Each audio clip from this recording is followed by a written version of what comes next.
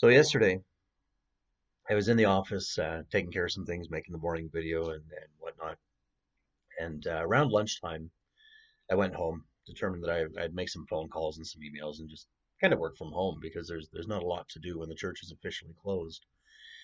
And while I was there, excuse me, my youngest son Noah had a friend over, and they had been bouncing around on the trampoline and watching TV. And could tell that they were getting to the point where they're starting to get a little bit bored. They needed something to do. So I said, well, let's take off and we'll go out on a hike somewhere. Let's go on an adventure. Now the boys didn't want to go. They would rather just hang around the house, even though I could see the cracks sort of showing. They're getting a little bit tense and a little bit stressed because of boredom, but they didn't want to go. But I dragged them out. So we threw them in the back seat, Kyungsu and I in the front, and off we went. So we got out of town and just basically started driving. I didn't really have a real destination. And then I found a nice stand of trees with a good sized trailhead going into it. So I thought, okay, this is the place. This is where we're going to go. So we parked the car and we started walking in this trail. So Kyungsu and I were walking, the two boys following us, sullenly not happy about being there in any way whatsoever. I could make some comments about how when I was a kid I would have loved that kind of environment, rather than hanging around in town. But they were not pleased, and they were not shy about letting us know. So after a few minutes, I just turned around. I said, "Okay, here's the deal. We're playing manhunt. You got 3 minutes to go, and then I'm gonna come and find you, and you can't let me find you." And that seemed to change everything. So they went scampering down the path, and they seemed suddenly all very excited to be out in the woods because they're going to hide from Dad, right? And they're going to show me how irritated they are. So that seemed like a great idea at the time. And Kyungs and I both commented on, how I should probably get some kind of Parent of the Year award for this, for turning this situation around. The kids were all recalcitrant and irritated and trying to get on our nerves, and suddenly they're fun and gone too, which is kind of nice. Um, so we continued along the track, and I would stop at every little bent twig and scuffed little mark on the ground and analyze it as if I have some clue what I'm doing. And I wasn't too terribly worried about Noah because he can identify the cardinal points. He doesn't really tend to get lost. He's got a very good sense of direction. He can throw an axe. He came with us the last time the older boys and I did our Christmas camping, where we basically huddle under a big rock overhang and wait for the sun to come up so we can come home again. Um, so I wasn't too worried about him.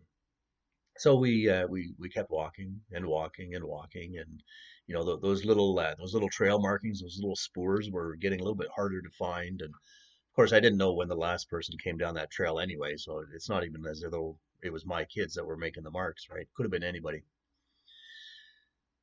So time goes on, and we see nothing, and we hear nothing. And every couple of minutes, I give out a good loud whistle just to kind of try and let the kids know that I'm there, right? So if they need something, they have an idea of where I am.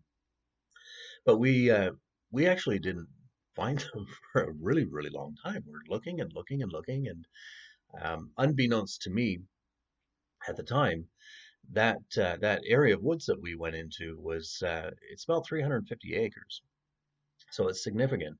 And not only that, it backs onto another provincial park and a couple of conservation areas that are all interconnected. And this whole thing together is close to 4,000 acres worth of bush. So as I'm not finding the kids, little bits of doubt come sneaking in, as sometimes happens. Finally, after I think about maybe 45 minutes, there was one confirmed sighting, and I could see them. We're on one hill, and I could see them on the other hilltop over there, but in between was this ravine that was just all full of brambles, and there was no way. And it was, a good few hundred meters away. By the time we got there, they were long gone. And then we kept walking and looking and listening. Nothing. And at this point, I started having doubts about this whole Parent of the Year thing. I thought maybe this wasn't my finest hour as a parent. As one tends to do when you lose your children in the woods. I started having these doubts. So we kept looking and looking. We came across some other hikers, and they hadn't seen them. Finally, after about an hour and a half, they come tumbling out of the bush, all proud of themselves for having eluded us for so long. So everything worked out well, but it got me to thinking. You know, as I read the Bible, I see that the text itself is really this very same story played out over and over and over and over again. The kids were hiding from me, partly because they were distracted by their own thing. They just wanted to have fun. Partly they were hiding from me because they were angry at me. They wanted to avoid me. They wanted to teach me a lesson. And I think about our relationship as human beings with God, and it really is much the same thing. That we are constantly hiding, we're constantly running away from God. And now, God, when He's looking for us, God certainly can follow the track a lot better than I can. And there's no point, I don't think, at which God is actually worried that He's not going to find us. Perhaps God's worried about maybe our reaction when He finds us, that even when He finds us, we may continue to reject Him. That's certainly a possibility. But when we read the Bible, from the very opening, we see God walking through the garden looking for Adam and Eve because they're hiding, because they've sinned. We see in the next generation, God again is walking about, and He's looking. He's looking. He's looking for his, well, he's looking for Cain and Abel anyway. One of them is missing because there's been some nastiness go on. But we again see it over and over and over again. There's the lost coin, the lost sheep, that prodigal father who spends his days scanning the horizon, waiting for any sign of his son who has run off.